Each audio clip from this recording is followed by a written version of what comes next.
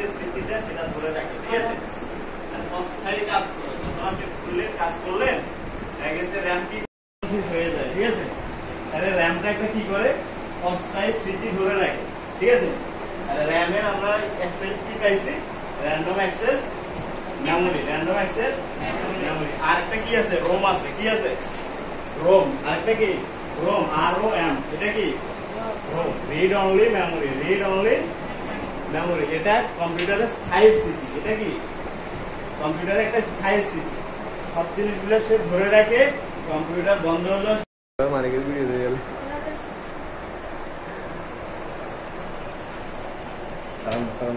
বুঝতে পারছেন নাকি? সবগুলোর সাথে পরিচিত হয়েছে? আচ্ছা, নতুন যারা তারা একটু খেয়াল করে, আপনারা তো অনেক কিছু মিস করছেন। হ্যাঁ, আপনারা তো ইনশাল্লাহ অ্যাডমিশন নেবেন, তাই না? আমরা কম্পিউটারটা কেন শিখবো এটা আর কি বাস্তবতা বুঝতে পারছি।